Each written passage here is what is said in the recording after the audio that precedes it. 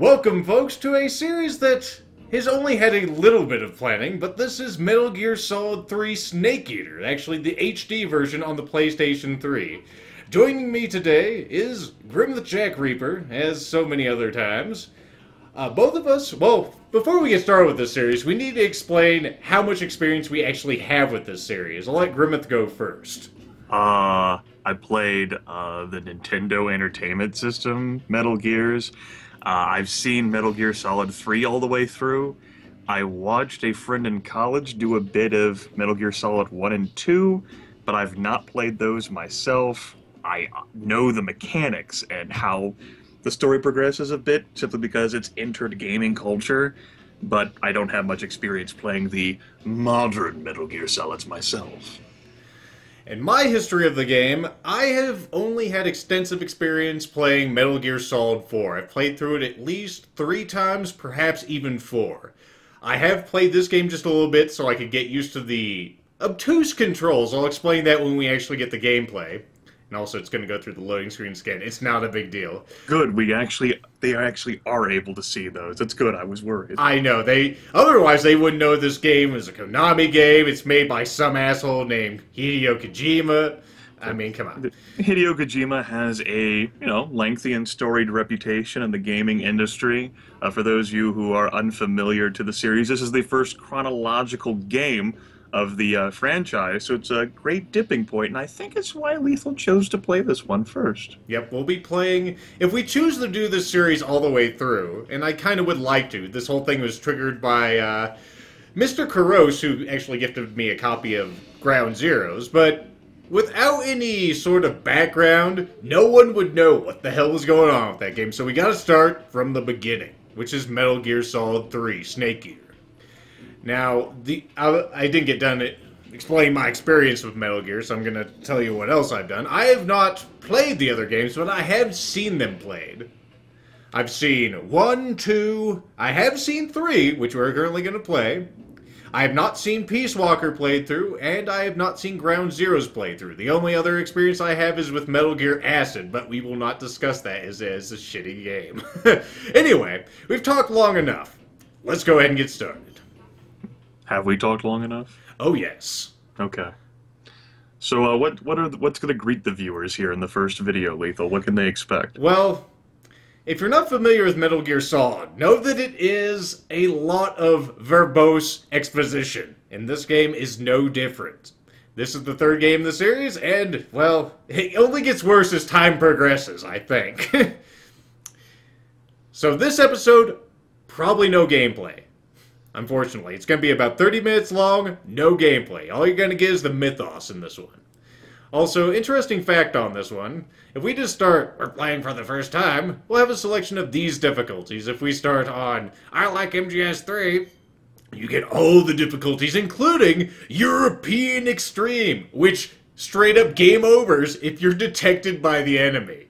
We won't be playing that this time, right? Do you know why it's described as European Extreme? I have no idea, man. Okay. Because as far as I'm aware, Jack, Big Boss, Naked Snake is American. Alright. Maybe it has to do with the boss. Time to get 47 entries in the comments about why that distinction is there. It's fine. I mean, we should know. We've both seen this series played through. But now we're going to be a little more intimate with it, right? So we're playing this for the first time, and we'll play it on hard, because it says for confident players. I'm a confident player. Let's get started. What kind of playstyle can we look forward to from you? Well, let's wait. At the end of World War II, the world was split into 2, East and West. This marked the beginning of the era called the Cold War.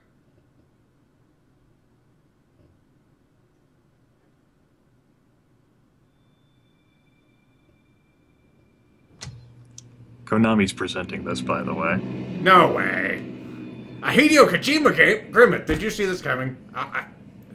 Oh, well, you didn't tell me about this. I'm afraid that I can't join you for this. David Hayter. Who the hell's that guy? And we have a little time here, so I will be playing this game mostly stealthy. And most verifiably not It's not going to be non-lethal. I'm going to kill fuckers on this one. This is also not going to be a perfectionist playthrough. Altitude 30,000 feet. Approaching Soviet airspace. I'm... 2 minutes to drop off. Commencing internal depressurization. Equipment check. On main parachute. We'll just wait. Ready to go. Drop zone still showing a high pressure mass. Cav okay. Good. We've got high visibility.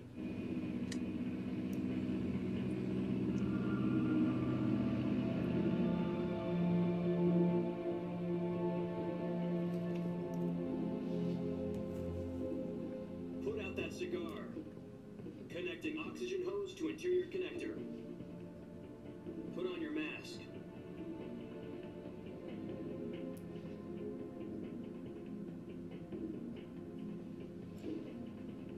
God, I don't get paid enough to be this guy. What he's doing? This fucking panty waste here. He's not going to amount to anything. 10 minutes to drop off. Hey, are you deaf? He said put out the cigar and put on your mask.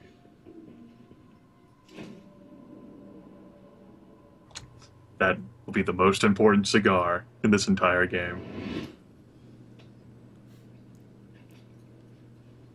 Also, get used to a lot of grandiose kind of, like, cinematography. Mission complete.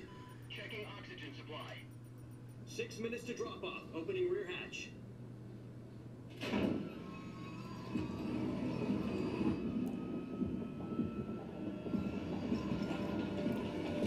Metal Gear Solid Snake Eater written on the forehead. I know, it's kind of silly. I'm not exactly sure if that's in the HD only or not. I'm sure you guys in the comments can go ahead and tell us. It's not going to be spoilers. Minus 46 degrees Celsius. 2 minutes to drop off. Stand up. You'll be falling at 130 miles per hour. Try not to get frostbite from the wind chill. 1 minute to drop off. How can you just try not to get I frostbite? was thinking the same thing. Like, how much effort are you supposed to put into that? Just apply yourself, you little bitch. Essentially how it goes. 10 seconds to drop off. Stand by. This whole narrative time thing. All green. And Prepare for drop off. Countdown.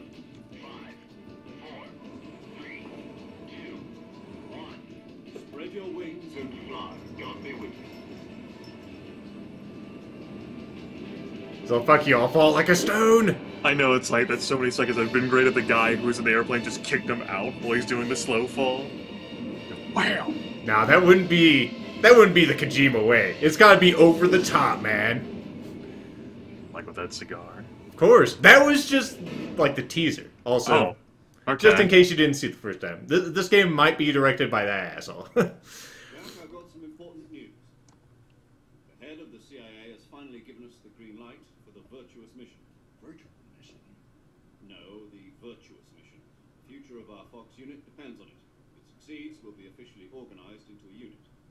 Virtuous mission. Sounds like some kind of initiation ritual. Now, don't get cocky. This isn't a training op. Right. So what exactly is this wonderful mission? Well, about 2 years ago, a certain Soviet scientist requested asylum in the West through one of our moles. His name is Nikolai Stepanovich Sokolov.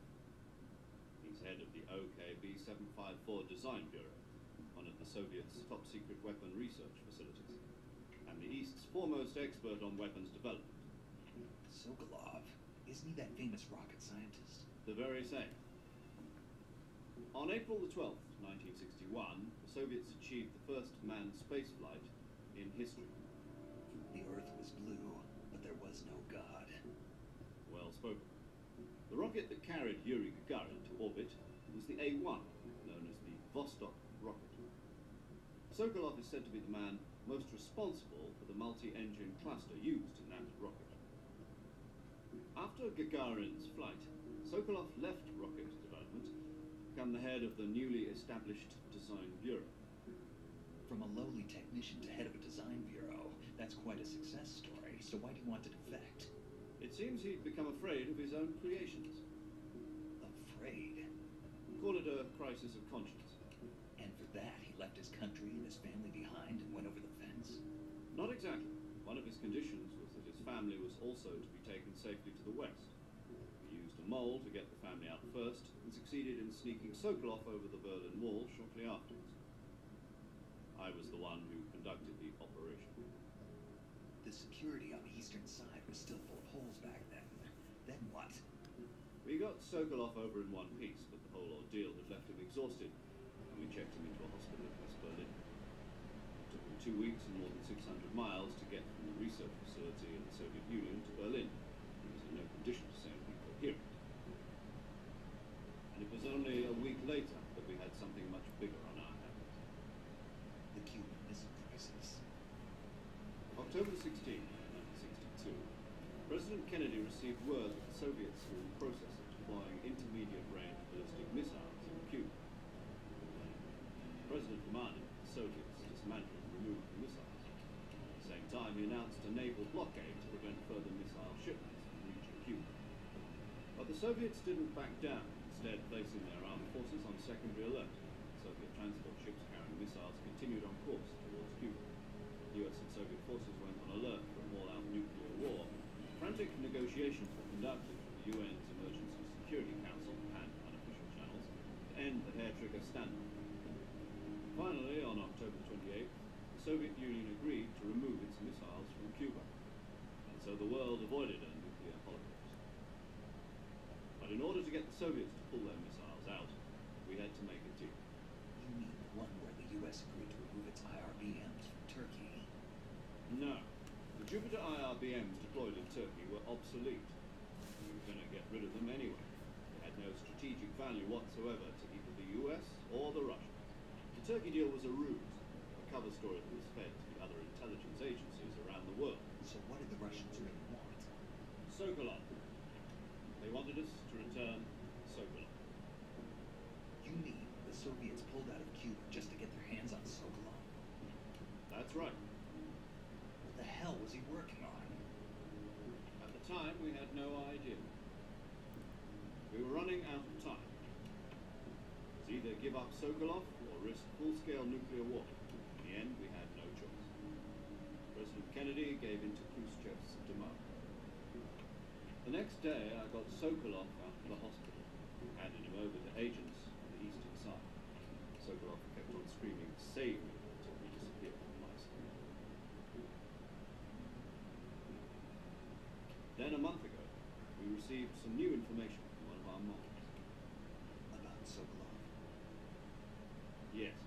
He was taken back to the research facility and forced to continue working on the weapon in question under KGB supervision. What's more, it's on the verge of completion. So what kind of weapon is it? Something to do with space rockets? No, missiles. Same technology. I guess you're right. We don't know the details, but it appears to be a new kind of nuclear device. For half a year now, the Soviets have been conducting frequent nuclear tests at Semipalatinsk. Something to do with the weapon, I assume. We're talking about a secret weapon so big that Khrushchev is ready to pull out of Cuba to get it back. Is Sokolov still in the facility? No. According to our intelligence, he's in Selino Yas, a place in the mountains about 3 miles to the west that's known as the Virgin Cliffs. The Virgin Cliffs. Nice name for a virtuous mission. They moved him there just recently. Why? Apparently, they're conducting a field test of the weapon, but it's our best chance to get him back. This mission would never have been possible if he was still in the research facility. This is our last chance. Sokolov must have known that too when he contacted us.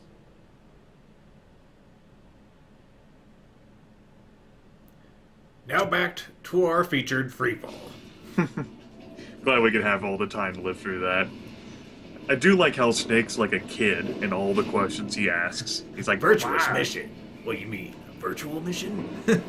No, virtuous mission. Sometimes I think you don't listen to me. What do you mean? Don't listen to you, Grimith. Is this virtuous mission good enough to eat, Lethal?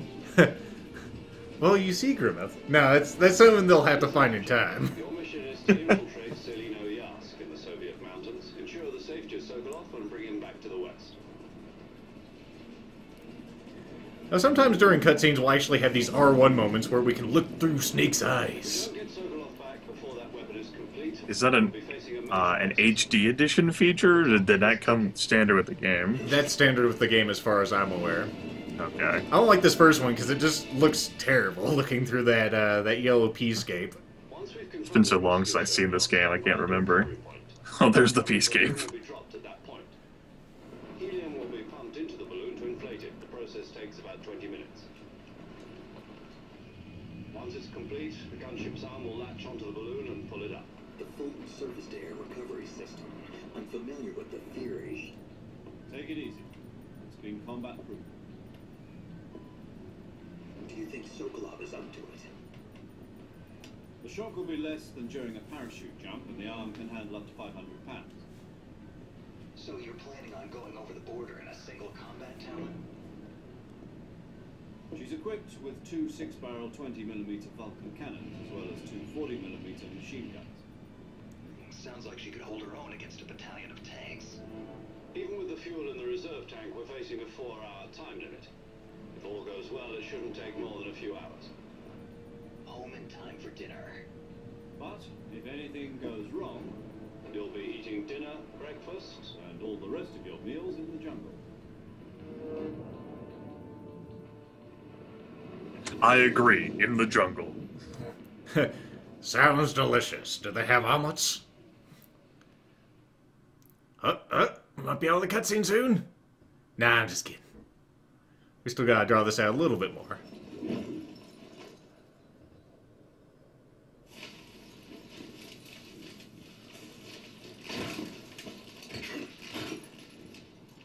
Well, piss. We probably didn't need that.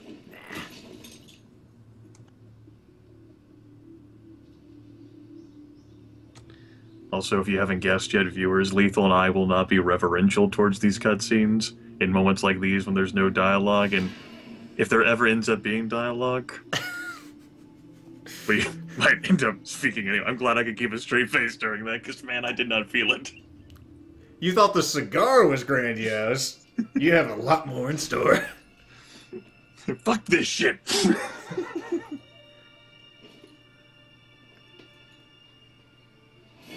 Whoosh.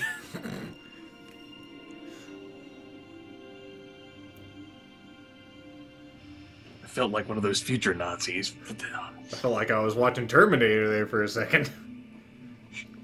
Do-do-do-do.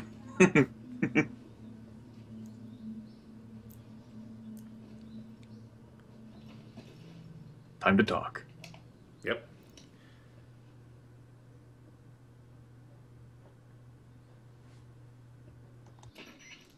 Do you copy? You're already in enemy territory. Somebody might be listening in. From here on out, we'll be using code names to refer to each other. Your code name for this mission will be Naked Snake. I'll be referring to you as Snake from now on. You're not to mention your real name. Snake? Well, you don't like snakes? What do you mean? You've eaten one before, haven't you? In survival training. I'm glad to hear that. I don't know if I'd ever order one at a restaurant, but... Be careful, you might not have a choice. What about you, Major? What should I call you? Let's see. I'll be Tom. Call me Major Tom. This will be a sneaking mission. You must not be seen by the enemy. You must leave no trace of your presence. Is that clear? This kind of infiltration is the Fox unit's speciality. In other words, weapons and equipment are procured on site. That goes for food as well. You're completely naked, just as your name implies. Great. Now I see why you asked me if I liked snakes. I suppose calling me Snake was your idea of a joke, too. No. There's a good reason for that. I'll tell you later when the time is right. Gotcha. Getting back to the subject, how exactly am I supposed to feed myself? You've been issued a knife and a tranquilizer gun. Use them to hunt for food. You'll also find some medical supplies in your backpack. Yeah, about the backpack. I lost it in a tree on the way down. I see. Well, you'd better go back and get it then. Do you know where it is? No problem. I can see it from here. It's stuck on a branch. To climb a tree, stand in front of a tree that's covered in ivy and... My fourth wall. I know. I'll be Action monitoring button. progress over Action the area. button. You What does can't it risk mean? violating Soviet airspace, but I'll be in the gunship. My frequency is 140.85. I'll give you a call if I need to talk to you. If you need to talk to me, use the send function. Okay, Snake, go get your backpack. They really do explain things to him like he's a child, and Hideo Kojima did a great job of making Snake sound like he needs those explanations, like he's a kid. And of course, we get to hear it all from David Hayter as well, the voice of Snake. Whether he's this Snake or the other Snake, spoilers. Well, we're actually playing the game now. I didn't think we'd get in here in the first 30 minutes, but we're not exactly playing the game just yet. We can't fail at this portion. We can't fail to get the backpack? Damn it. Nah, it's not that big a deal to get. We just have to walk over to the tree, press triangle. The action button. Yeah, the action button is triangle on this one. I also like how much effort it sounded like Major Tom put into his code name. He's like, homie. Oh, I know, Major Tom. I know, right? Meant to fall off there and actually grab the edge. I pressed X, but nothing transpired. Let's try that again. Now with more feeling, Snake, if you would be so kind. Press F. I thought it... Oh! God damn it. This isn't supposed to happen. This isn't supposed to happen. This is actually... Shut up! I'm doing it! I'm doing it! Fuck you.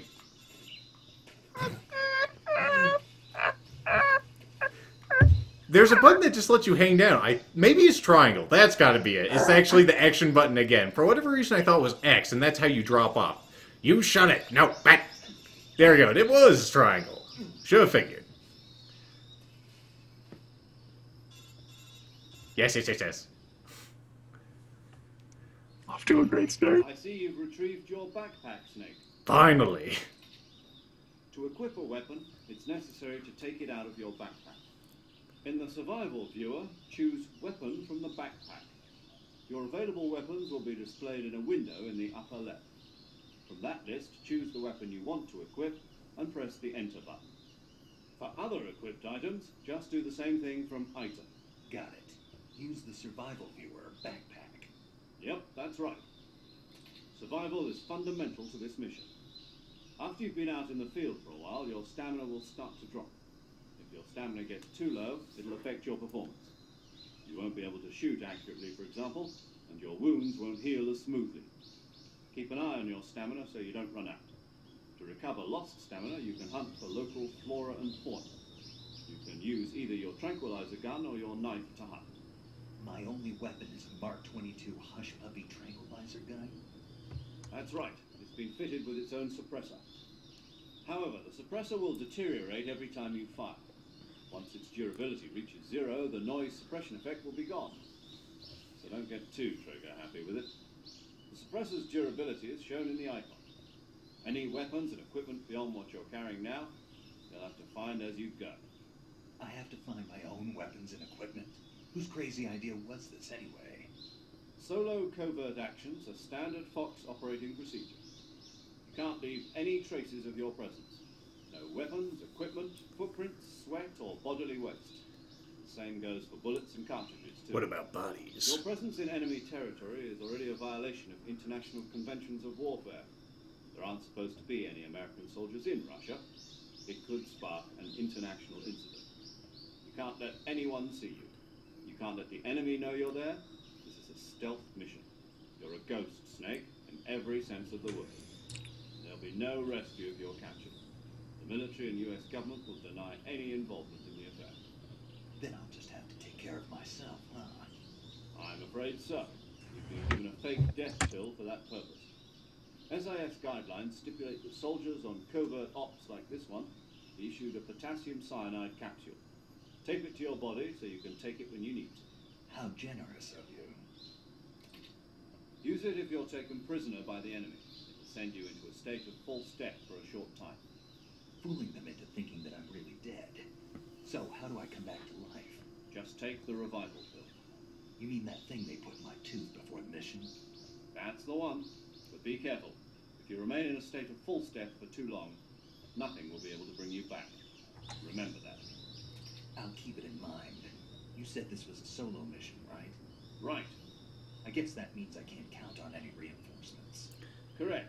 The mission rests... Okay. entirely in your He hands. has a revival pill for potassium cyanide? Relax. Yep. There's a support team ready to back you up over the radio. Who? I wanted to bottle that in, but I. Survival is of utmost importance. But they shook you up too much, I understand. Monitoring your physical condition, acting as a medic, so to speak, as well as I need one of those in Robinson's Requiem, damn it. as a member of Fox as It'll well. fool the robot at the end, right? On the gunship with you. She. Hello, Snake. I'm paramedic. Nice to meet you. Paramedic. As in a medic who's using my parachute. Aren't you going to tell me your real name? Are you going to tell me yours, Mr. Snake? My name, huh? It's John Doe. And they call you Jack for short. You're a regular Captain Nemo. A name means nothing on the battlefield. After a week, no one has a name. What's your name? Jane Doe. Very funny. I wasn't joking, but I'll tell you my name only if you manage to make it back alive. My frequency is 145.73. She's also in charge of recording your mission data. Whenever you want to save, send a message over the reserved save frequency, 140.96. So saving lets me record my mission data. That's right. It also records the state of your health. Good to know. There's one more person I want to introduce you to, Snake. Your father. Speaking of snakes, you remember the boss, don't you? A legendary soldier and your mentor. Actually, it was the boss that got the DCI's authorization in the first place. She's going to be serving as Fox's mission advisor. The boss is? She also helped me plan this mission. She and I were at SAS together. Jack, is that you? How many years has it been? Boss? That's right. It's me. Oh. Talk to me. Let me hear your voice. It's been 5 years, 72 days, and 18 hours. You've lost weight. You can tell just by the sound of my voice. Of course I can. I know all about you. Really? Well, I don't know anything about you. What's that supposed to mean? Why'd you disappear on me all of a sudden? I was on a top secret mission. You didn't need me anymore. But there were still so many things I wanted you to teach me. No, I taught you everything you needed to know about fighting techniques. I taught you all I could. The rest you needed to learn on your own. Techniques, sure. But what about how to think like a soldier? How to think like a soldier? I can't teach you that. A soldier needs to be strong in spirit, body, and technique. And the only thing you can learn from someone else is technique. In fact, technique doesn't even matter. What's most important is spirit. Spirit and body are like two sides of a single coin. They're the same thing. I can't teach you how to think. You'll just have to figure it out for yourself. Listen to me, Jack. Just because soldiers are on the same side right now doesn't mean they always will be. Having personal feelings about your comrades is one of the worst sins you can commit. Politics determine who you face on the battlefield. And politics are a living thing. They change along with the times. Yesterday's good might be tomorrow's evil. Is that why you abandoned me? No, it had nothing to do with you. I already told you, Jack. I was on a top secret mission. A soldier has to follow whatever orders he's given. It's not his place to question why. But you're looking for a reason to fight. You're a natural-born fighter, but you're not quite a soldier. A soldier is a political tool, nothing more. That's doubly true if he's a career soldier. Right and wrong have no place in his mission. He has no enemies and no friends. Only the mission. You follow the orders you're given. That's what being a soldier is. I do whatever I have to get the job done. I don't think about politics. That's not the same thing. Sooner or later, your conscience is going to bother you. In the end, you have to choose whether you're going to live as a soldier or just another man with a gun. There's a saying in the Orient, loyalty to the end. Do you know what it means? Being patriotic. It means devoting yourself to your country. I follow the president and the top brass. I'm ready to die for them if necessary. The president and the top brass won't be there forever. Once their terms are up, others will take their place. I follow the will of the leader, no matter who's in charge. People aren't the ones who dictate the missions. Then who does? The times. People's values change over time. and so do the leaders of a country. So there's no such thing as an enemy in absolute terms. The enemies we fight are only enemies in relative terms, constantly changing with the times.